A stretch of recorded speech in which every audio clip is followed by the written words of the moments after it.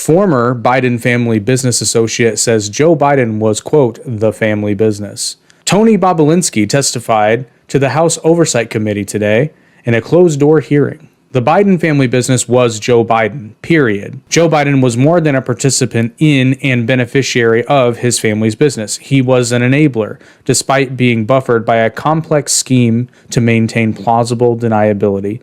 For some context, some additional context, Tony Bobulinski founded the investment firm Sinohawk Holdings with Hunter and James Biden back in 2017. They later enacted a joint venture with the private banking company CEFC China Energy, which, as you may have guessed, is a company based and operated in China. Both Bobulinski and another former business associate, Rob Walker, previously testified that Joe Biden attended several meetings regarding the CEFC deal, including one in 2017 with CEFC's chairman.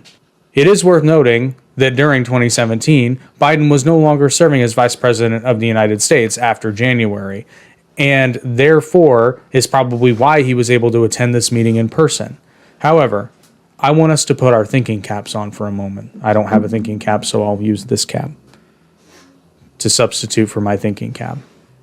If Joe Biden attended a meeting in 2017 in regards to his son's business, I apologize, that seems awfully random to only be involved in one meeting. And for what purpose, I would wonder, because presumably if he was not involved in the businesses up to that time, at the time, and later, why would he have attended one meeting? And to be fair, this is only testimony from Bobulinski. He says he was there.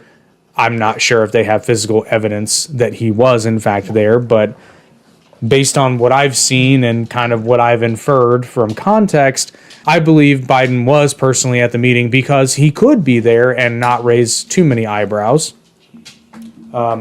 Even though, I mean, this is true for politicians in general, but there's an obscene level of hubris, particularly on the left, and it's been there really since, I'd say probably Obama's second term. When Obama won his second term, there started to be this level of the left being untouchable, which is ironic because you would think after Trump won in 2016 that would have been dialed back a notch, but no, it was not. So just some food for thought. Left-leaning sources mainly painted Bobulinski's testimony as uncredible.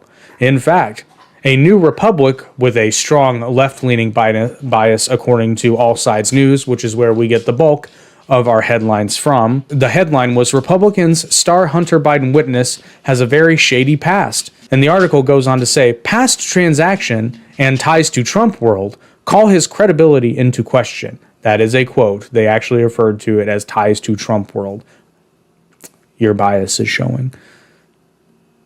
The article goes on to list out many lawsuits that Bobulinski has been or is currently involved in, many of which did not go in his favor or have yet to be resolved. However, at no point did any of this information really address the root of the issue and Bobulinski's testimony, which is that Biden was involved in private business deals alongside his son dealing with foreign nationals while serving as vice president of the United States and using the influence of his office to affect these deals and theoretically causing them to come to fruition in the first place. So I'm not sure what we all think on that. It'll be interesting to watch these sort of testimonies unfold. I'm not sure if the truth will come out, but I do think it's going to be quite hilarious. And,